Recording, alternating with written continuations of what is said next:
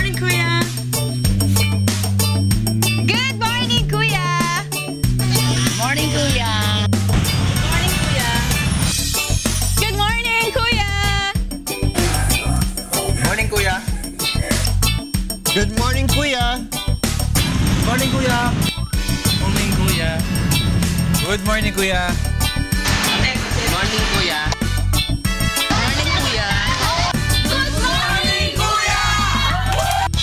Good morning! La la la la. Good morning, Kuya. Hoy, good morning! 5:15 na po, September Oy, 21. Kailangan kaya yung report natin on martial law today. If we look back, Yeah, We at remember. the 44th. What? I don't like to say anniversary. 44th Commemoration. year Commemoration. of the declaration of martial law. Kaya nga sabi, September very 21. timely sinabi ni Senator Bam yesterday na let's face everything. Huwag lang yung mga good things or infrastructure. Let's face everything in the gut para hindi malimutan ng mga tao. Tapos may resolution yata si Senator Risa Ontiveros na every September truth-telling month. That's Dapat every month, truth-telling month. Tama. every month. Every month, every day. Every day. Every hour, every minute. Sakop na lang everyday sa month. So, yun ang basic. Pwede. So anyway, bago lahat, Syempre, we will start our morning with this question kasi nga, I'm sure marami nga makaka-relate dito sa ating katanungan, di ba? Kasi may mga instances o may mga pagkakataon, itong mga mag-asawa dyan, di ba? Yung mga nakilala, mga kapamilya natin, na nagkakaroon ng problema bilang mag-asawa, di ba? O syempre, yung una sasabihin dahil ba yung asawa ko merong iba or nahuhumaling sa iba kasi ba dahil nalosyang na ata ako, yung mga ganong mga katanungan, di ba, Monica? Ano ang aking pagkukulang sa buhay? Ginawa ko ang lahat. Pinuno ko ang baso ng tubig. Hindi niya ininom. Pinagluto kita ng paborito mo. Pero hindi totoo yan. Di ba yan yung Nagsa-self-doubt madalas sila. na tinatanong ng mga asawa at ina ng tahanan, ano ba yung maaari nilang gawin para wag naman daw makaisip ng, o maghanap ng iba itong kanilang kapartner, kanilang asawa. And of course, malalaman po natin ang tamang sagot sa banal na kasulatan.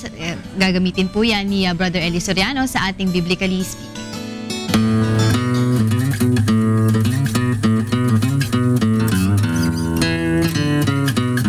Ang gawin nyo lang, maligo lang kayo, tapos mag-toothbrush, linisin nyo ang sarili nyo para huwag kayong iwanan ng mga asawa nyo. At sana lahat ng mga nanay, matuto kayong magmahal sa asawa at sa mga anak. Matuto kayong magsakripisyo dahil kunan nyo ng halimbawa si Sarah at kunan nyo ng halimbawa yung mga nanay na sa Biblia ay nag-alaga ng kanilang mga anak para maakay ang kanilang mga anak. Kagaya ng nanay ni David. Basahin natin yung 116 hanggang 18. O Panginoon, tunay na ako'y iyong lingkod. Ako'y iyong lingkod na anak ng iyong lingkod na babae. Iyong kinalag ang aking mga tali. Si David, ang nanay niya lingkod. Opo. Yung mga nanay, malaki ang papel niyan para yung mga anak maakay sa Diyos. Basahin natin ang 2 Timoteo, doon sa Kapitulo 1, ganito ang sinasabi doon ni Pablo kay Timoteo, sa 1:5. Na inaalaala ko ang pananampalatayang hindi pa kunwari na nasa iyo, na namalagi muna kay Loida na iyong lelang at kay Eunice na iyong ina, at ako'y naniniwalang lubos na nasa iyo rin naman. Generation si Timoteo, mula sa lelang niya na si Loida at sa nanay niya na si Eunice, yung pananampalataya na yung daladala ni Timoteo. So, ibig sabihin, doon sa maternal line ni Timoteo, doon nagtibay ang kanyang pananampalataya sa maternal line, sa mother side. Ibig sabihin, pinapakita na may malaking kinalaman ng mga ina sa pagpapatuloy ng pananampalataya ng mga anak.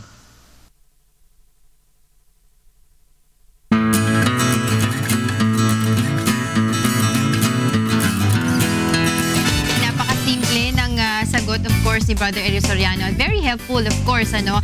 At simple lang naman pala ang gagawin ng Monica, di ba? Of course, it's your responsibility na to look good in front of your partner. So, wag magpabaya sa sarili para hindi naman maghanap yung iyong asawa ng iba. Mag-toothbrush, sabi ni Brother Eli, maligo. Most importantly, yan. Pa rin, effort diba? pa rin. Parang kasi may Keep the tendencies, spark alive. hindi lang naman mga babae, in all fairness, diba? Even mga lalaki, minsan may tendency talaga na mag-relax na, kasi nagiging sobrang comfortable na siya sa partner so, niya. Kailangan nandun pa rin yung effort. Element of surprise, you know that. Element of surprise. Keep the spark alive. Kuryentein mo. Maraming salamat po sa inyo, Brother Eli Soriano, para po sa ating Biblically Speaking. Siyempre, hindi lang maligo, hindi lang mag-toothbrush, kailangan din kumain ng tama. Yes. Para hindi tumaba. So, ito pa ang atin i-share sa atin quick meal ngayon umaga.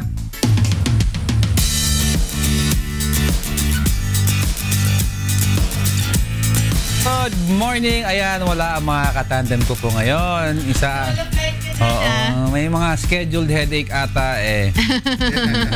Pero hindi, kasi ngayon third day tayo ng sayote, no? Sayote serye. And of course, today meron tayong instead of baked potato na alam natin lahat na sinaserve sa mga restaurant at saka sa mga bahay, meron tayong baked sayote. So napakasimple lang po ang recipe nito. Meron tayong, of course, sayote, meron tayong bell pepper, may tinapa, may egg, and then we have cheese, spring onions, tomatoes, salt, and pepper. Napakasimple po nito. And maganda dito, baked po ito, hindi ito fried. So medyo mas mababa ang calorie content. Ayan. So ito po ang procedure ng paggawa ng atin na baked sayote. Of course, yung chopping board, yung sayote ilagay at i-cut po in half. Tatanggalin ang laman sa gitna para pwedeng lagyan ng stuffing. Linisin po, tanggalin ang buto pero wag masyadong malalim, baka matanggal ang nutritious meat. Ilagay po ang tinapa, green bell pepper, and of course ang atin tomatoes and egg, cheese.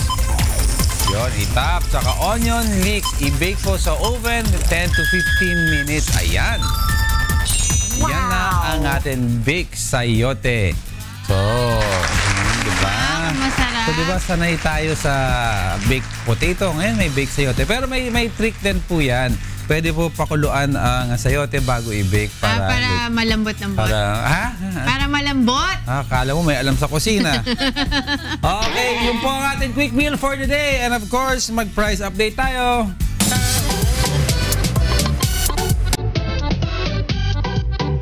Good morning, Kuya. Nandito po tayo sa market. Ito po yung presyo ng aking gulay.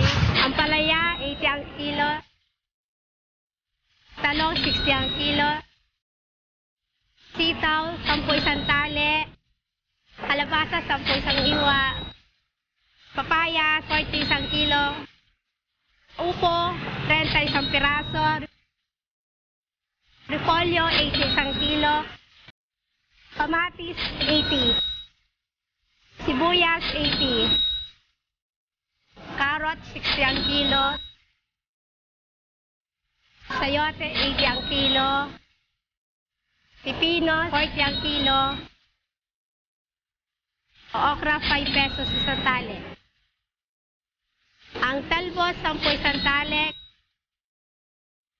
Kangkong, 10 isang tali. Daon ng palaya, 10 isang tali. Mustasa, 10 isang tali. Pechay Bagyo, 60 isang kilo. Munggo, 25 1/4. Gabi, 80 ang kilo. Labanos, 80 ang isang kilo. Yan fresh yung aking gulay at maraming salamat po sa Good Morning Kuya at sa for direction ads. Ito pala si Kikay eh. Kaya pala wala siya Sige kayo dito. kumukuha. Siya yung Puro gulay yung pinakita niya. Siyempre, Na pagpunta presyo. niya doon, mamimili siya para gagamitin natin next week sa ating quick meal. Next week pa? Ba't yun lang bukas? Hindi kasi kumpleto na siya for this week, yung sayote sere, diba? So, ngayon tomorrow. Ayan, Rina, in honor of Kikay. Ayan, this portion was brought to us by 4 Directions Ads. Their address is Unit G15A, Regalia Park Tower, Pete Wasson Street Corner, EDSA, Cubao, Quezon City. And you may contact them at 334-8047 or 0936-481-1710 and 440-9420. And of course, Good Morning Kuya would like to thank Patrol. Ayaw mo bang tumaba? Ayaw! Go with the power of 500. Go with the power of Patrol. And Live It. Take care of your liver with Live It. Available at all leading drugstores nationwide. Oh, singit ko lang kasi ayaw din daw tumaba ni Doc Joseph. Good morning, Doc Joseph! And of course, Good Morning Kuya would also like to thank New Moms, maging bidang nanay sa New Moms Malunggay at OsteoGuard. Tulong iwas osteoarthritis sa OsteoGuard. Go, galaw! Wow!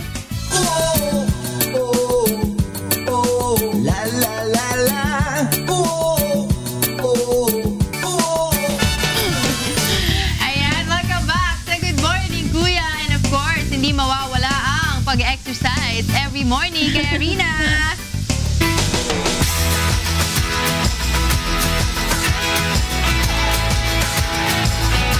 Ayan, kayo ba sumasang-ayon sa akin pag sinabi kong mahirap magtrabaho kapag kayo ay may nararamdaman na masakit sa inyong katawan?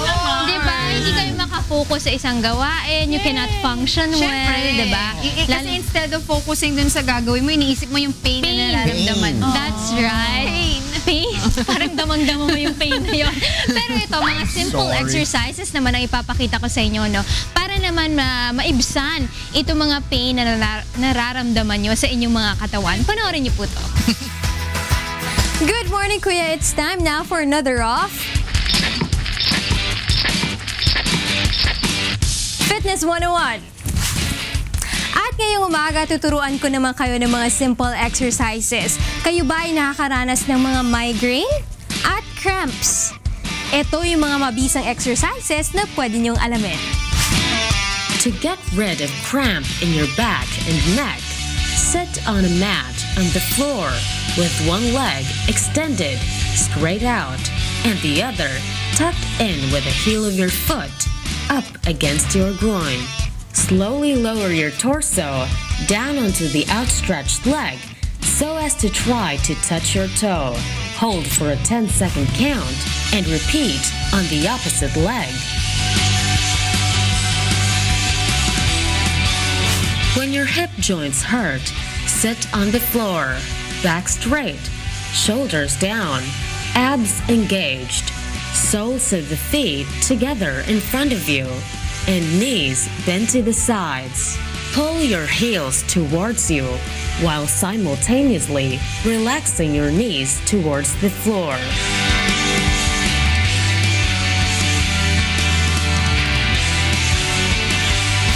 For problems with digestion, sit on the floor with your legs straight. Bend your right knee and step your right foot over your left leg. Put your right hand on the floor, bend your left elbow, and turn to the right, placing the back of your arm against your right knee. Inhale as you sit tall. Hold for 10 seconds, then vice versa. For pain in your calves, begin by standing with your legs together and completely straight. Simply bend at your waist and try to touch your toes. You can hold it for 15 seconds.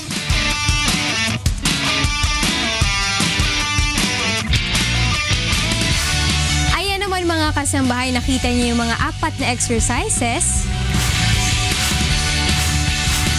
na simpleng-simple lang at kaya niyong gawin sa inyong mga tahanan.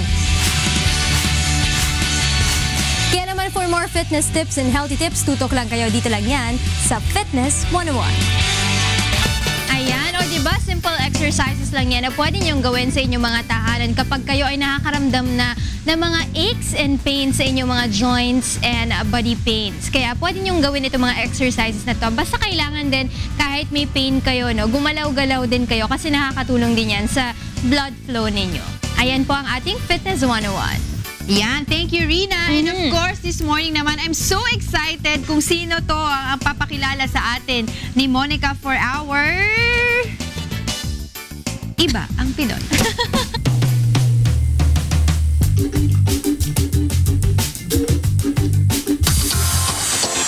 Isa sa pinakabatang lumahok at nagwagi sa nakaraang Carlos Palanca Memorial Awards for Literature ay si Micaela Lu Apolio. Sa edad na 14 years old ay naisulat na niya ang sanaysay na may pamagat na hulagway sa rabaw ng tubig. Tara na't sama-sama nating mas kilalanin ang grade 10 student ng Jubilee Christian Academy na si Micaela dito sa Iba ang Pinoy.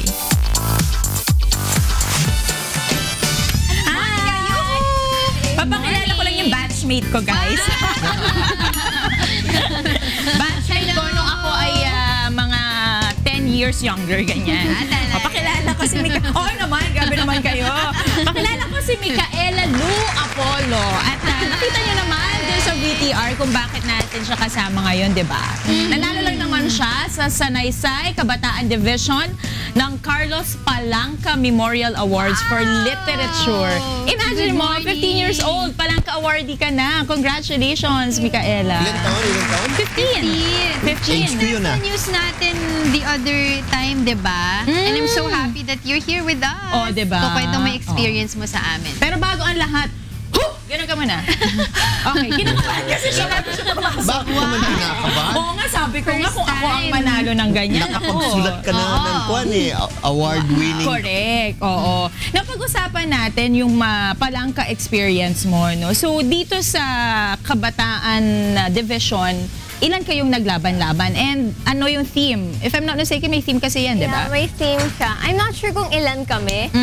Pero, yung theme kasi namin is paano nakaka-apekto ang social media sa pagkakakilanlan ng kabataan ngayon. So, it's parang reflection of our self-identity about social media, on how social media affects us today. Ay, interesting. Interesting. Kasi it's very timely. Talagang malaki ang impluensya ng social media sa atin. Hindi lang actually sa kabataan, sa ating lahat. Yes. Oo. Pero lalong-lalo na sa kabataan. Kasi sabi nga nila, iba daw minsan yung pinoportray ng bata o na isang kabataan sa social media kasi sa totoong nangyayari sa kanya, diba? Pero Micaela, ikaw ba talaga? You're a writer ever since? Sumasali ka ba sa mga competitions? No. So, paano ka na-convince na sumali sa Palanca at magsulat ng ganitong klaseng essay? Hi, Sir Diato. So, teacher ko kasi, siya nagsabi sa akin na sumali ka, like, you have this you could have this experience, like kahit hindi ka manalo, okay lang, at least may experience ka. So, yun, siya nag-udyok sa akin para sumali sa Palanca. So, this is my first competition and I think it was a good experience for me. Wow, ako first naman talaga at Palanca talaga. Talagang great experience yan. Micaela, tell us more about your essay. Ano yung laman nun? Ano yung parang basically gist of the essay that you made? Sa akin, ang binibigay ko yung experience ko as a kabataan na kung ano yung nangyari sa akin, like social media, kung ano yung mga bagay na natutunan ko mula sa social media at paano to naka-apekto sa akin. Kasi nung bata ako, hindi ako mahilig makipagkaibigan sa iba. Bahay lang lagi. Bahay lang lagi. School, bahay. Pero ngayon, dahil sa social media, mas natutunan ko kung paano makahalubilo sa iba. Okay. Paano makipag-usap, like makipag-komunika ng maayos. So, instead na parang shut in lang ako sa bahay, sa school, ngayon naman, lumalabas kami minsan ng mga kaibigan ko, pumupunta kami sa mall, kumakain kami, parang ganon. So, doon sa essay mo pala, mas na-depict yung parang good side of social media sa mga kabataan. Yes. sabi yun nga, true enough, may mga bata before na sabihin natin medyo introvert, pero dahil sa social media, mas nagiging friendly, mas maraming nakikilala, mas nagiging extrovert, no, sa ibang tao. Dito sa Palangka, paano ka ba makakapasok? Meron ba tong mga preliminary, kailangan isubmit ka ng mga essays, or basta pwede kang magsubmit ng essay tapos lahat yun entry na? Magsasubmit ka ng essay, tapos kailangan mo ng biography mo, yung essay mo mismo, yung work mo. Then, kailangan mo magpa-notary kasi yung ginawa namin, nagpa-LBC kami. Pero I think there was an online option. What's that? Online option naman, you could just send it email. through email. Oo. So, it's parang mas hindi hassle sa mga kabataan. Like, kunwari, wala kang mahirap magpa-LBC sa inyo or hindi nyo mapa-notary. So, pwede mo na lang isend through email. So anyone can join. Basta may sabihin natin, I want to write about this certain theme or certain topic, anyone can join naman. Or talagang pinipili pa rin nila kung ano yung magiging entry. Anyone can join. Tapos sa kabataan essay lang talaga yung may fixed theme, tsaka may age limit. So yeah. Ikaw naman, Micaela, meron ba sa family mo na writer? Paano ka na-inspire na maging isang manunulat? Dahil, tulad ng sinasabi mo, social media kasi ngayon, lalo sa mga kabataan, may epekto na instead of writing, instead of reading, mahilig na lang niya magdududut-dut sa kanilang mga gadgets, di ba? Pero ikaw, at least, di ba, nagsusulat ka. Paano ka na-inspire to do this? Actually, sa school kasi namin, maraming research, maraming papers. So, I think dun ako nasanay na write lang ka ng write. Then, it somehow naging part na siya sa akin na kunwari, may mga essay kami kailangan sa Filipino, I really give my best to do it. So, yeah. Sabi sa inyo may advantage naman yung maraming assignments at maraming projects sa school. Dahil eventually, nahuhuon naman talaga yung skills mo. No? Mapa-writing man yan, mapa-spelling man yan, mapa-basa man yan, talagang mahuhuon. Yes. Micaela, paano mo naman na ma-inspire ngayon yung other kids, no, ibang kabataan para tulad mo magsulat pa rin at hopefully no makilahok sa ganitong klaseng mga kompetisyon kasi it's very intimidating, aminin natin, 'di ba? Na sumali sa Palangka Awards pero ikaw nagawa mong sumali and not only join, nanalo ka pa. Masasabi ko lang is that minsan kasi maiisip niya na hindi ko to kaya, mamaya pangit yung gawa ko. Hindi ganon, na we should take out that mentality na kahit minsan you get discouraged, saliha lang ng saliha kasi it's still experience na in the end, if God sees na you did your best, I think He will reward you. He will reward you properly and yun, you would have a good okay lang yan. Hinga. Ulit. Ayan. You would be more confident about your works and about what you did. I'm not very familiar with the mechanics sa Palangka. Pag ba ikaw nagsubmit ng isang winning piece, nasa kanila yung parang copyrights na nun? Or pwede mo pa itong i-submit sa ibang competitions? Bawal na. Bawal na. Sa kanila na. Yes. But you have other plans of joining other competitions? If God will permit, I think I will. Why not? Nandun na yung talent mo diba? I-pursue mo na yan. Go, girl! I'm sure meron ka mga gustong pasalamatan, mga taong tumulong sa'yo along the way, mga nag-inspire sa'yo. Go ahead, take this chance. Una-una, Sir Diato, hi! So, thank you, sir. Like, thank you talaga na you told me to join this competition. Then, sabi ni Jem, Sarah, Gav, Gwen, hi guys! Mga kaibigan mo ba yan? Okay. Then, Mapa, thank you very much for supporting me all the way na minsan, I get cranky kasi nasa-stress ako, pero you try to understand me. So, thank you. Ayun. And of course, salamat ka doon sa mga teachers mo nang nagtambak ng mga assignments, projects mo nung ikaw ay bata pa, kaya gumaling ka at nasana yung writing skills mo. Nung mas bata siya, kuya. Nung kasing edad ko siya. Wow. Pakinggan mo si Monica. Pag nandun na yung talent mo, go for it. Di ba, Monica? Yes, kuya. Oo, Push and push. At dahil dyan, congratulations, Micaela. We are so proud of you. And we're hoping na talagang ituloy-tuloy mo yan dahil I'm sure marami ka pang mapapanalunan at ma-achieve in your life. Dahil tulad ng sinabi ni Kuya, nandyan yung talent mo at bata ka pa. Congratulations, Micaela Lou Apollo. First prize po siya sa Sanaysay Kabataan Division Carlos Palanca Memorial Awards for Literature. Thank you!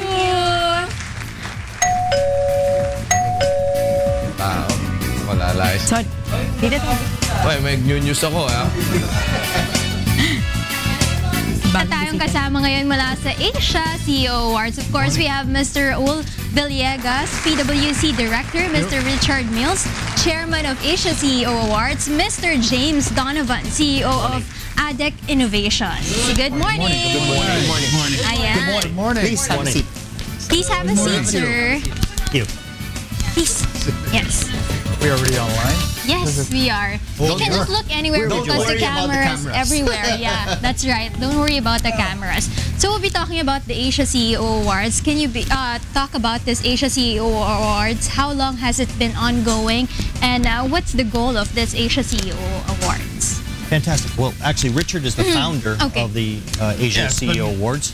This is what we understand is the largest and grandest business awards in the event, meant to promote Philippines and Filipinos to the world and you know, and to the world's decision makers, to put Philippines as a global business destination.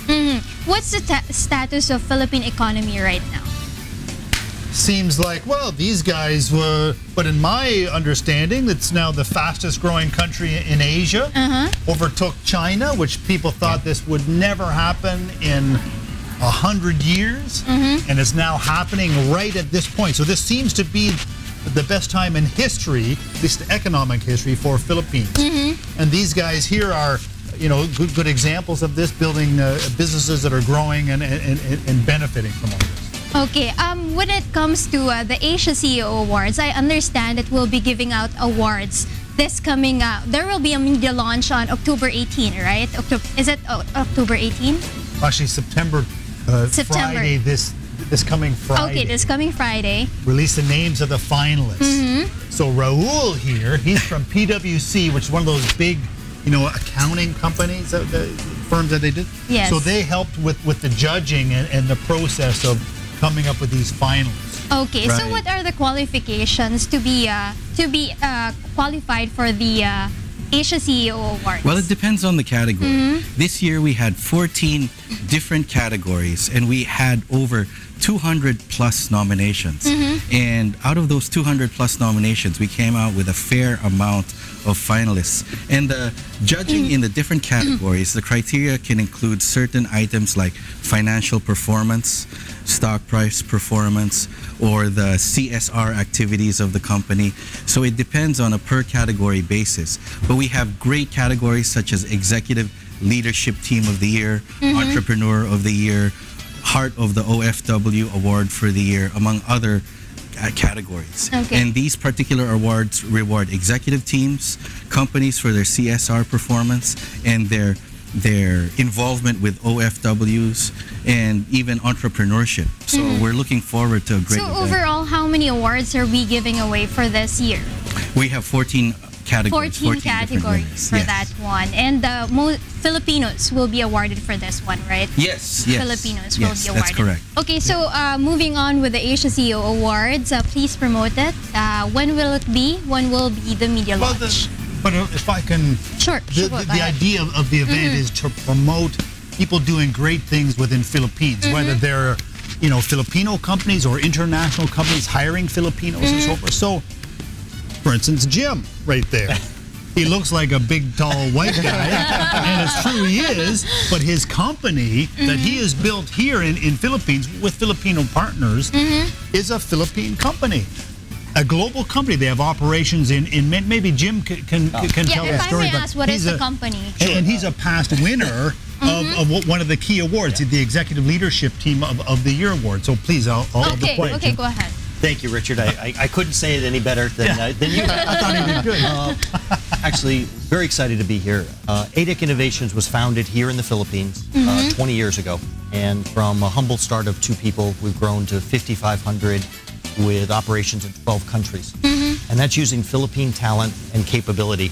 Our particular niche is bringing business intelligence to sustainability. And our connection with the award is we sponsor the Green Company of the Year Award. And it's part of our mission to bring awareness to sustainability, that sustainability is good business, it's smart business, it's about managing resources better. And really, in the Philippine context, I believe we're managing the people better, because instead of necessarily putting people on planes and sending them around the world, the work now is coming via the internet to be able to do great operations, and not just simple back office, but now it's evolving to this next generation of knowledge processing and technology. So we believe, let the numbers speak for themselves as far as the Philippine performance goes. We've been very happy and proud and very grateful, actually, to grow a business here in the Philippines, and we want to welcome others and invite multinationals, other companies, to come to the Philippines, experience what we have here. And it is not only more fun here, but you can actually create a global business from the Philippines. How many Filipino employees do you handle right? About 4,000. 4,000. 4,000. And all of our senior management is Filipino, and we basically have gone to all the different countries. We've worked, become a multinational from the Philippines outwards. How are the Filipinos at work? Nothing short of fantastic. It really is about creating a framework to capture that capability and then deliver it to an international community, to the clients. All right, that's good. Jim, he's got Filipinos flying around the world, bossing people around. So it's really quite a good story, really. That's right. me around. Yes, We have to be proud of Filipinos, right? Absolutely. Yes. So go ahead and please promote the Asia CEO Awards. Well, the Asia CEO Awards will be having the media launch this Friday. And in particular, we're going to be awarding corporate excellence across Philippine industry, from the entrepreneur level all the way up to executive leadership team and management team. And all on top of that, it's really, as everybody here says, the celebration of Filipino excellence in business, not just locally, but globally. And Richard, if you want to take the rest. Okay. Well, the event, the final event is October 18th, if I remember, right? And so some of our entertainers will be Arnel Pineda, Arnel Pineda, yes. of Journey, the that's band. Right. Yes. Also, Jerfil Flores, star of Asia's Got Talent. He's got talent. David Foster, all that kind of thing. We'll also have Dato. We'll give lifetime contributor awards to former Secretary Albert Del Rosario. Former Department of Foreign Affairs, did a fantastic job managing the interests of China, and then the American group, and getting a very, very difficult, fabulous contribution he made. Also, Dato Banatao, who computers in the world, the majority of computers, laptops in the world, have his chip components in them. For instance, Filipino guy, started from a barefoot student at school. So these kinds of people, this is what we want to highlight to the world, and really get the attention on Philippines like no other time in history. All right. Thank you so much, guys. And we'll be looking forward to this Asia CEO Awards on this Friday and next month as well. Thank you so much. Thank you very much. Thank you. And of course, puntahan natin si Attorney George, Beth, and si Jock.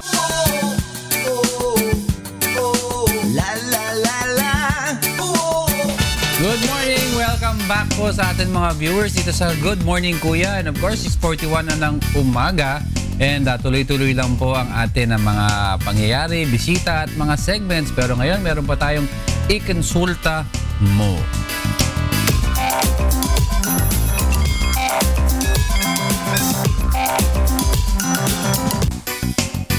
Morning ko! Morning, sir! Ang pag-uusapan natin, foreign independent policy. Yan.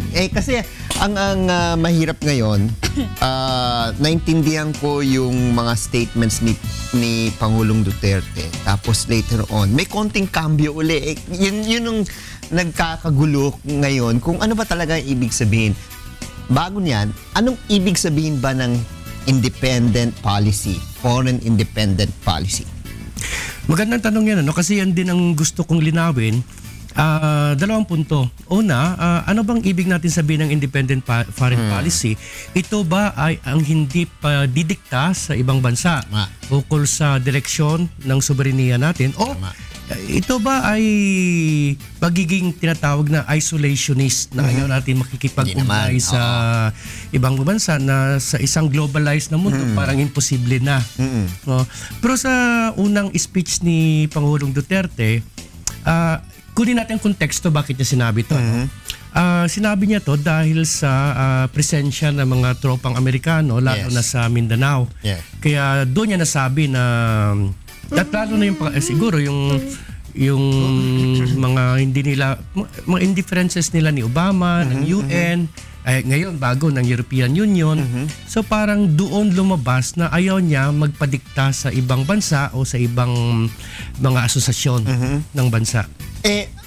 Ewan ko kung may failure kasi dumaan tayo sa isang kampanya mga ilang buwan na nakaraan at baka hindi masyadong pinaalam ng ating mga kandidato kung ano ba talaga ang posisyon nila sa usapin ng foreign relations. At dahil dito hindi nakita o hindi na pag-aralan talaga ano ba ang posisyon nitong kandidato ito. At ngayon na lumabas ngayon yung pagpapanalo ni President Duterte at dito matindi at masabi po natin yung paniniwala niya, yung pagiging pro-Filipino niya. Nagkakaroon ngayon ng konting naglalabas siya ng statement. Tapos ang nangyayari, naghahabol ngayon yung mga spokespersons. Hindi, tsaka mga cabinet secretary tulad ni Secretary of Defense Lorenzana. Yes. Sa kampanya kasi, pag pinaliwanag mo yung foreign policy mo, masyado mataas yun hindi naman papansinin yun pero sa pagkakilala natin sa mga kandidato natin, saan sila nagaling, more or less siguro makikita na natin kung anong patutunguhan nila. Kasi itong independent foreign policy, in theory, lahat naman ng bansa meron Kahit sa atin, nasa Constitution yun nasa Constitution, yes. Section 7, in theory Yes, in theory, sa Declaration of State Principles. Pero sa totoo lang naman, may mga pandidikta naman direct or indirect. Yes. Halimbawa lang. Nung nakarang administrasyon, dahil sa sigalot dito sa West Philippine Sea, ang foreign department natin medyo nadiktahan ng mga Amerikano na gusto ng Amerikano multilateral yung pag-uusap sa China kasi gusto nilang makisali. Sabi naman ng China, problema ng magkapitbahay ito, ano naman pakialam nyo dito, no? Yan mga halimbawa ng direktang pandidikta. Mga halimbawa ng hindi direktang pandidikta pero mas matindi at saka wala tayong choice talaga, yung mga kondisyones, no? Halimbawa lang, tuwing umutang tayo sa World Bank, IMF. Yes. Halimbawa, uutang tayo para sa infrastruktura tulad ng daan. Nasa kondisyones yun na dapat ang gamitin natin asfalto. Bakit asfalto? Mayaman tayo sa simento. Kasi yung asfalto, imported. Petroleum base yun ay binibili natin sa mga American and British companies sa Middle East. Dyan wala ka talagang choice, pipirma ka talaga dyan kasi kailangan mo ng pera. Marami ng gano'n, no? Or 1945, bago tayo binigyan ng independence ng Kano, pinapirma tayo sa Belt Trade Act. Parity rights. Ang parity rights na yun, misunderstood yun. Parity rights lang yun para sa kanila. Hindi sa atin. Yung Belt Trade Act nagsasabi na kailangan mag-maintain tayo ng free trade relationship at manatiling agricultural. Sa free trade relationship between agricultural and industrial nation, talo talagang agricultural nation dyan. No? Kasi bibili sila ng copper dito, pagbalik television na, refrigerator na, at saka hindi na-develop yung local industry natin dahil dyan. Masasabi ba natin ito ay dahil sa pagiging colonial mentality natin? Dahil ang mga Amerikano ay humawak sa ating educational system. Kaya yung framework ng ating pagtingin pro-Western. Ang pagka-colonial mentality natin kong sinadya talaga, it was deliberately engineered. No? Why? Pwede ko paliwanag ng sandali. Halimbawa, itong kwartong ito ay isang faktorya na makagawa ng 1,000 ballpen bawat araw. Ilan tayo dito? 5, 6. Hindi naman tayo bumibili ng ballpen araw-araw. Anong gagawin mo sa 994 ballpen mo ng tawag ay surplus product? Yes. Anong gagawin natin doon? Ibenta natin, export. Yes. Pero paano kung yung kabilang kwarto gumagawa din ng sariling ballpen nila, bibili pa ba sila sa atin? Hindi na. No? So, ang gagawin natin ngayon, siguraduhin natin na they will never industrialize para magiging constant dumping ground sila ng surplus product at source ng cheap labor and cheap raw material. Paano natin gagawin yon? Lilikha tayo ng tinatawag na state apparatus. Ano ba itong state apparatus? Ito yung mga political economic treaty, military, and education, culture, part yan ng state apparatus. Pabilibin natin sila na tayo superior stateside. Magaling, no? Kailangan ipatuloy. Yun ang colonial mentality. No? Hollywood, yung soft power na tinatawag ba? Yun, sinadya talaga yun ang pagka-colonial mentality natin. Masasabi ba natin kapag merong isang foreign independent policy ang isang bansa, malabo na siyang maging isang maunlad na bansa? Hindi naman. Pagkatapos ng pangalawang digmaan pandaigdig, ang ginawa ng Amerikano dito sa Pilipinas, ginawa rin nila sa Japan. Kaya lang, ang mga Hapon nanindigan. Dito lang sa atin na sige lang, we accommodated them, no? Hindi naman. Ang independent foreign policy kasi hindi naman ibig sabihin hindi ka makipag-ugnay sa ibang bansa. Kasi sinabi ko na, tulad ngayon, globalized world na tayo. No, wala nang isolationist na bansa. In fact, ang konsepto ng tinatawag na nation state ay unti-unti ng na parang nag-i-erode na, wala na Sa Europe, European Union na. Dito sa Asia, ASEAN na tayo, no? Nung 2013, I was around the mainland, nafe-feel ko yung excitement doon kasi by 2015 daw, para magiging ASEAN yun na. Pero nag-soft landing muna, ASEAN Economic Community muna. But cars can cross borders already. No? Trade, no? Ang bilis na So parang itong nation state, wala na So lalo na ngayon, because of transportation and communication, hindi tulad dati, pag nag-transfer ka ng capital, karga mo sa galyon. Pag lumubog yung galyon mo, wala na. Capital. Now, you click the button, capital is transferred. So, hindi totoo na kung mag-independent, unless isolationist ka tulad na ginawa ng North Korea for a long time, no? Pero ngayon, wala na no? Hindi naman totoo yan. Lalo na ngayon, there's a shift of prosperity from the west to the east. It's Asia's time. Nandito ngayon. Ito yung mga hot button issues na tingin ko nagkakamot ng ulo ang mga Amerikano. Yung announcement ni Pangulong Duterte na bibili siya ng mga baril mula sa China. Yung of course yung issue ng EDCA at VFA, no? Anong tingin mo dito? Alam mo, itong mga Amerikano, aid, laging nagbibigay ng military aid. Hindi naman aid yun. Binibili natin yun. At saka, halimbawa lang, itong binibigay nilang barko, pinaglumaan nila. Halimbawa, no offense to the Navy, pero itong Gregorio del Pilar, it's basically a sitting duck. Binigyan tayo ng barko, walang missile capability. Walang baril. Useless yun.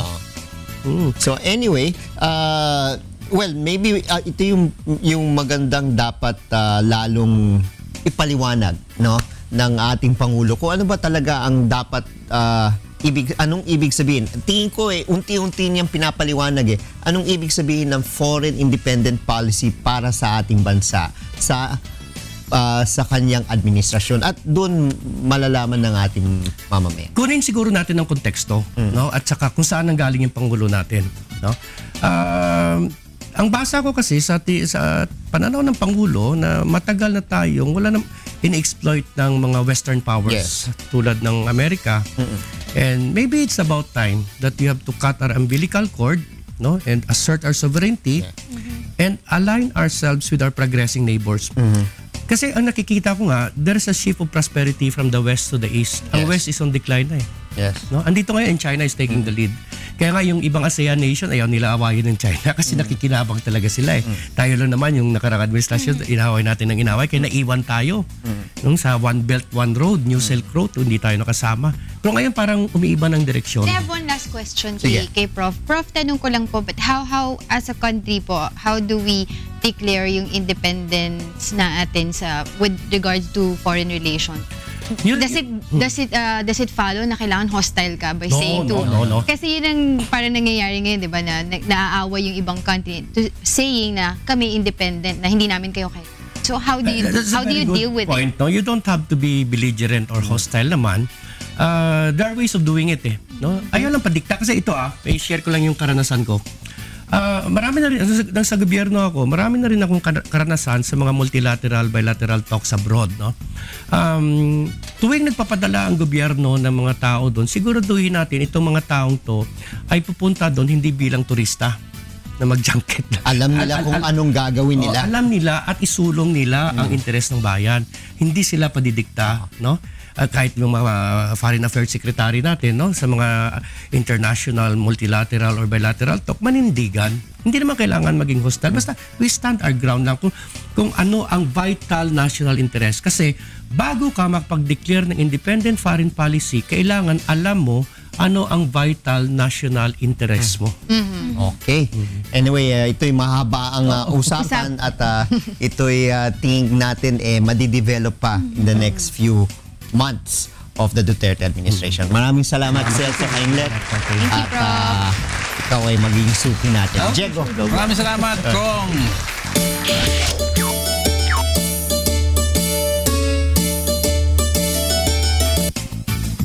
Tayo talaga mga Pilipino, we are very creative, no? Kaya natin gumawa ng art using different medium. Minsan may mud, may iba, ano Salt. pa ba? Salt, diba? Water. Ang dami natin nagagawang art. Pero dito sa Nueva Ecija, gumamit sila ng palay. Diba kakaiba siya? At para makita niyo po ito, panoorin natin.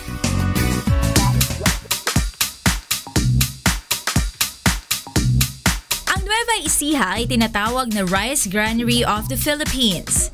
Ito kasi ang isa sa pinagmumulan ng malaking supply ng bigas sa bansa.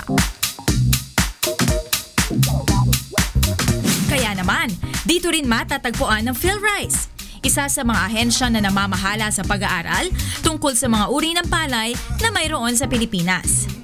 At may gawa ng kakaibang rice paddy art na nagsisilbing atraksyon ngayon sa nasabing lalawigan. Ang rice paddy art na ito ay hango lang naman sa imahe ng kasalukuyang Pangulo at pangalawang Pangulo ng bansa. So naisip namin na gamitin yung mga images nila o yung mga personalities nila para mag-create ng call to unity sa mga tao na tulungan natin yung rice industry natin, lalong-lalo na yung rice farmers natin, collectively. Kita namin na kung gaano ka-trending si President Duterte at saka si Vice President Leni dun sa online media at saka sa media na rin, sa mga TVs and radio. Kaya yun po, sila yung naisip namin. Wala po itong kinalaman sa politika o sa mga issues. Ang concern lang po talaga namin is yung pop culture, and we consider them as pop culture icon ngayong generation na to, ngayong mga times na to sa Pilipinas, sa bansa. We think na magiging effective siya na strategy to attract people to rice farming. Ang Duterte Robredo Rice Paddy ay matatagpuan sa Future Rice Farm. At maaari itong bisitahin ng libre ng sino mang gustong makakita nito. Yung Future Rice Farm ay isa siyang first rice-based agritourism site. So, in-encourage namin everyone to come and visit here. Pwede po silang pumunta dito from Monday to Friday, 7 a.m. up to 6 p.m. We are hopeful na sana ay maraming taong makapunta at maka-appreciate ng rice paddy art na to dito sa PhilRice. Bukod sa Nueva Ecija, mayroon ding ginawang rice paddy art ang PhilRice sa Los Baños, Laguna.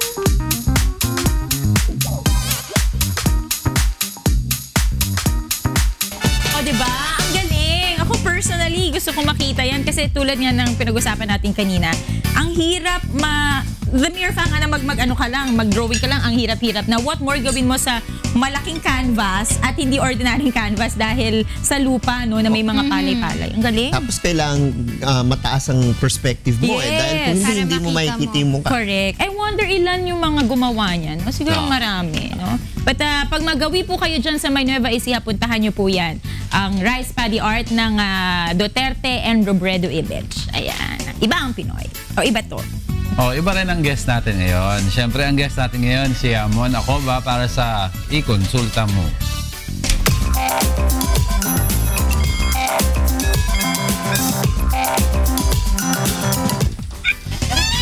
Good morning! Good morning! Of course, Yes. Wednesday Good today at morning. kasama natin si Sir Mon Acoba, Public Affairs Unit ng PhilHealth. Ito kayo.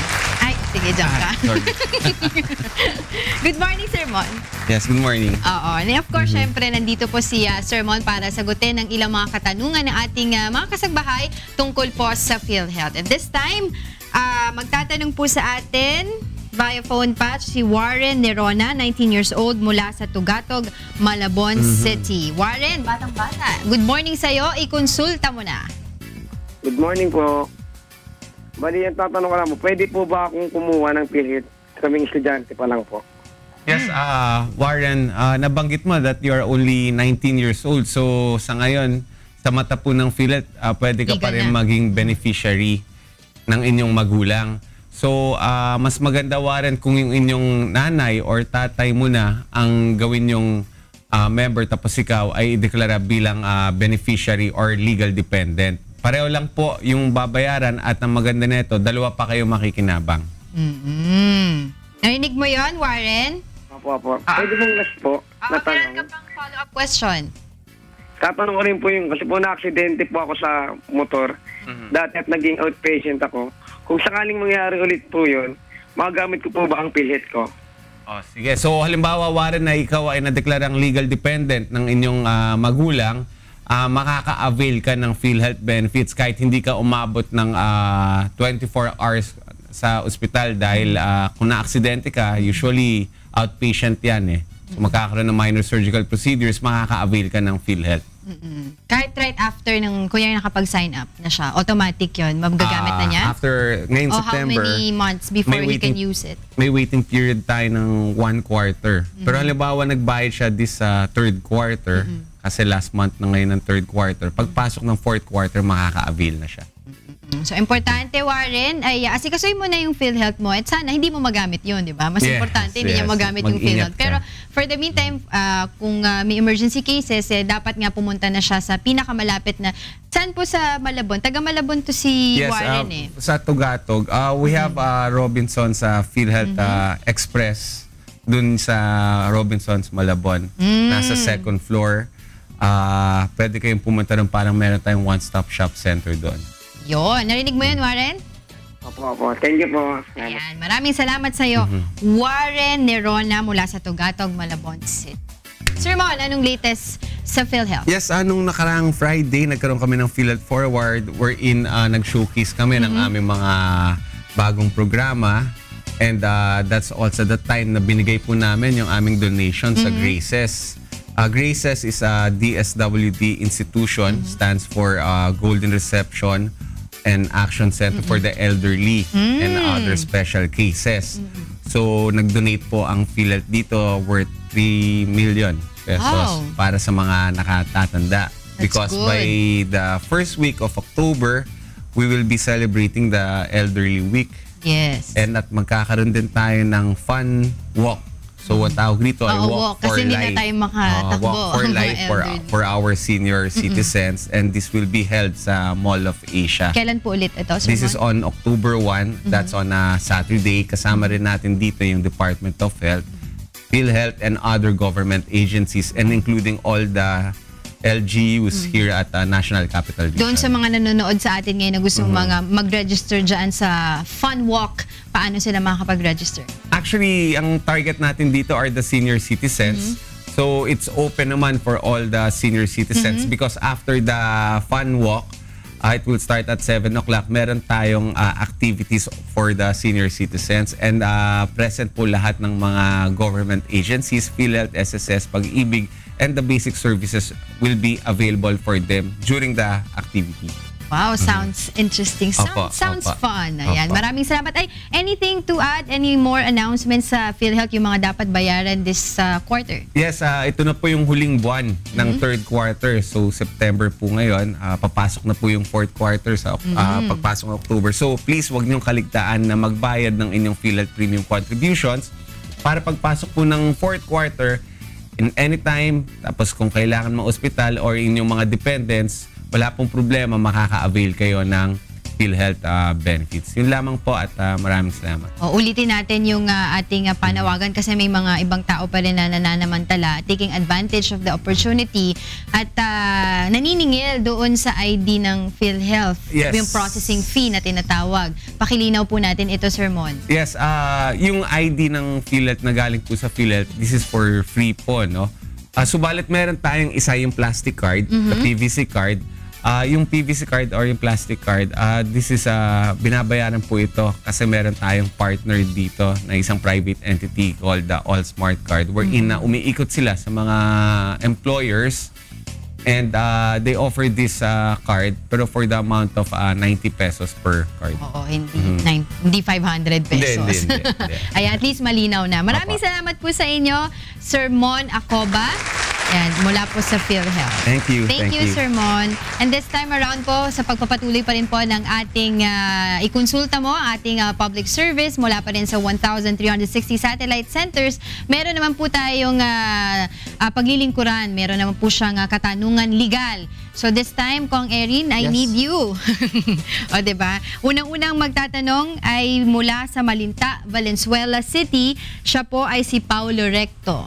Through text message. Ang tanong po niya, may matanda po na di na inaasikaso ng mga anak niya. Ask ko lang po kung ano ang pwedeng legal remedy sa mga ganitong case at nasa custody po kasi siya namin ngayon. Well, kailangan kung hindi inaasikaso, maybe pagpaalam sa DSWD at syempre ang DSWD may refer her to the home for the aged, no, yung Golden Acres. Dahil kung hindi inaasikaso yung matanda at kawawa naman, yun yung posibleng pwede nilang tulong. gawin. Oo, Pwede nilang gawin kung sila mismo nahihirapan. So ayun, yan ay mula kay Paulo Recto ng Malinta, Valenzuela City. At mula naman sa Kogyo Rizal, Kong Erin, ang katanungan ay mula kay Hermie Desiderio. Yan. Mula naman sa ating FB account yan. Meron akong naging unang asawa at nagkaroon kami ng anak. Gusto ko lang sana malaman kung ano ba ang batas sa atin ngayon sa Pilipinas tungkol sa distribution ng properties sa lahat ng mga anak ko. Saang sangay ng gobyerno ba ako dapat pumunta at ano-ano ang mga proseso hinggil dito at paano ito maisasagawa? Well, pumunta lang kayo dito sa Law Center ni Kuya para malaman po ninyo kung ano yung mga karapatan ng mga anak po ninyo. Ngayon, kung hindi pa kayo kinakasal, syempre lahat ng inipon po na ari-arian ng unang asawa mo at sa inyo, lahat yan dapat i-transfer na sa anak ninyo bago ka pwedeng ikasal uli. Para hindi magkagulo kung ano yung magiging hatian. And then, of course, kung ikakasal ka uli, yun yung at magkakaroon ng anak, dun pagbabatayan yung magiging share nung anak rin po ninyo. So, dumaan lang po kayo dito sa Law Center ni Kuya at malalaman po ninyo yung karapatan ng mga anak po ninyo. Alright, maraming salamat, Attorney Kong Erin Tanyada, sa pagsagot po sa ating mga legal queries dito po sa ating ikonsulta mo mula pa rin sa ating 1,360 Satellite Monitoring Center. Ina. At hindi tayo magtatapos ng ating araw kung wala tayong Something Good!